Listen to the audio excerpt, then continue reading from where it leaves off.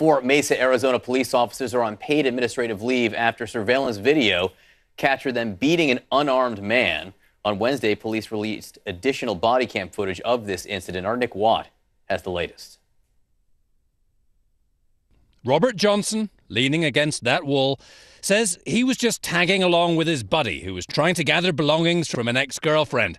So, how did it go from talking on his phone to this? Sit down, bro. Sit down. Sit down. Sit down. Multiple punches and knees, according to cops, because he refuses an order to sit down. Officers had patted him down moments before. They knew he was unarmed before hitting him over and over. But they kept on, and they kept on, and they kept on, and they kept on assaulting him, and they didn't stop until he was knocked out. The level of force is troubling. So then they approach him to try to force him down, and when he resists that tension, the officers strike him several times and to get him to comply. The local officers' union, the Mesa Police Association, tells CNN that Johnson was not compliant and physically resisted what we feel was a lawful detention. They hog-tie him. They drag him to the elevator door. Johnson, with no criminal record we could find, wasn't actually a suspect in this operation. The suspect was his friend, there on the ground, Eric Reyes. His ex-girlfriend had called 911 after Reyes allegedly tried to break into her apartment. He was charged with disorderly conduct and possession of drug paraphernalia. CNN was unable to reach him for comment.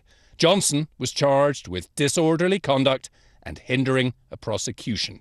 He pleaded not guilty. And the reason why they did that, to justify their actions for beating him up.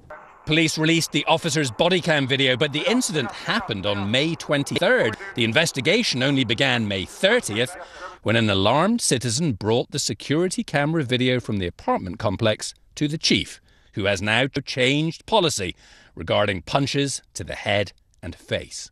Henceforth, any strikes are only authorized in situations where a person is actively fighting with us, actively taking a swing at us. The 3 unnamed officers who struck Johnson and a sergeant are now on paid leave. The chief, who heard the audio on the body cam, said this. Certainly, at first glance, this looks like a mistake, and it doesn't look right, and it's my job, it's our job, to collectively investigate and find the answers to this. Johnson's lawyer wants these officers charged and plans to sue. He's physically hurt, he's emotionally hurt, and this is going to affect him for the rest of his life. Nick Watt, CNN, Mesa, Arizona. Okay, we have more to explore with this story. Why, with all of the negative attention on police officers who use excessive force, does this keep happening? Michael Eric Dyson has thoughts next.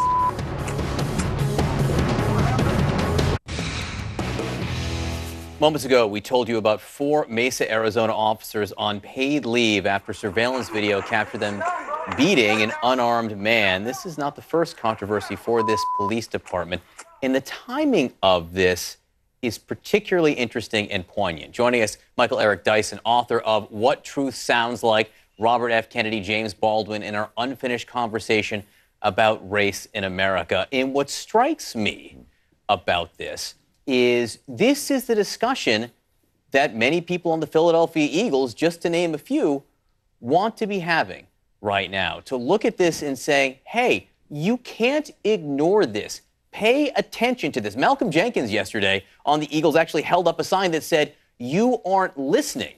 And this is happening in Mesa, Arizona. Right.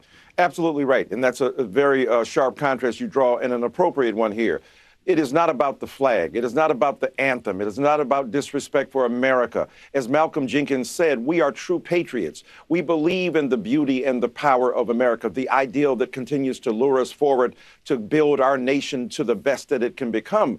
But in the meantime, he is using his platform, his privilege, and his celebrity to focus on an issue that the President of the United States should be focusing on, and all good Americans of conscience should be focusing on here. And this proves again that despite all of the brouhaha, despite the noise, despite the news about this particular kind of incident being replayed again and again, it is not a deterrent to police people in Mesa who you would think, given the atmosphere, given the temperature that has been raised up, given the discourse that has been ratcheted up, we would be calm. Yeah. We would be respectful of the fact that there's probably a security camera somewhere recording our particular behavior, and it does not discourage it. Yeah. That's why it's necessary to bring the power of celebrity to leverage what Malcolm Jenkins and his colleagues, Chris Long, and many others do to make sure that this issue, as Colin Kaepernick insisted, is the primary issue about which these players are taking a knee or raising other forms of protest. And by the way, not only doing it symbolically, Malcolm Jenkins has been involved in serious negotiations behind the scenes to get public policy changed in light of the need for criminal justice reform. I'm so glad you brought that up, Michael. But listen, just to drill down on that point, how do you explain, with the proliferation of security cameras, with the proliferation of cell phone cameras, why that isn't a deterrent? All of the negative attention, all of the awareness, all of the national media talking about police excessive force, they know that at times police officers get convicted for this stuff. Why isn't that changing what police officers do when they see a guy leaning against a wall, minding his own business?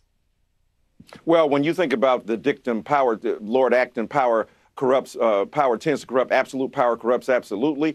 Well, they don't have absolute power, but they do have a level of, if you will, exoneration in advance. They have the belief and the knowledge that for the most part, police people are A, not even brought to bear before the bar of justice, and B, when they are in those rare cases, they are rarely charged and then convicted. And so given that record, you would think that, oh, okay, that's a deterrent to a degree. It's not, because what they understand is the likely case is a local prosecutor will not bring them to bear, will not bring them to justice, will not even convict them, will not see things the same way that others in the community see it. And as a result of that, they have a kind of impunity that is rather dangerous, because if the police people who are meant to uphold the law are constantly and egregiously offending the law and they are not held to account, they are the judge and jury on the spot. Whatever behavior they engage in is the exact judge, is the behavior that they think is justified as a result of them possessing the law. And let's be real here. We have a president of the United States of America who believes he's above the law. He's setting the tone as well for those who believe my actions by themselves define what is lawful. And as a result of that, no other objective metric that can determine whether I am offending the law or not can be brought to bear against me. That's a dangerous thing in this country. It was already bad, even prior to Mr. Trump's election. These questions about law enforcement, obviously, the belief that would come. Yeah, the questions about law enforcement, though, the questions about law enforcement in this specific issue obviously have been around since before President Trump took office. How he's choosing to address it, yeah, of course, is an open question. But wait a minute. But here's the thing. When we talk about rappers and violence, they didn't invent violence, but we talk about them glorifying it. We have a president who glorifies lawlessness. We have a president who glorifies the fact that he can define for himself, I can pardon myself. Here's a man who believes that his very body, his very idea, his very mind contains the definition of what is lawful. And I'm saying to you that glorifies, or at least exacerbates, a situation on the ground with police people in situations where they determine what is the judgment to be meted out, and they do it immediately as judge, jury, and executioner, and that is a dangerous thing. That's why we need serious criminal justice reform, and that's why we need a Colin Kaepernick, a Malcolm Jenkins, a Michael Bennett, an Eric Reed, a Chris Long to stand up and stand out against this. And I hope Roger Goodell in the offices of the National Football League is looking at this and to rethink his own action in fining and punishing players who would dare stand up and express or kneel and express their beliefs that this country is a country of laws and we should abide by those and we should protest injustice wherever we find it. Michael Eric Dyson, thanks so much for being with us. Notable, the AP reporting only 2 Eagles were actually going to go to the White House. Is that right? 2. That's different than the number that we had originally heard. All right, thanks so much to our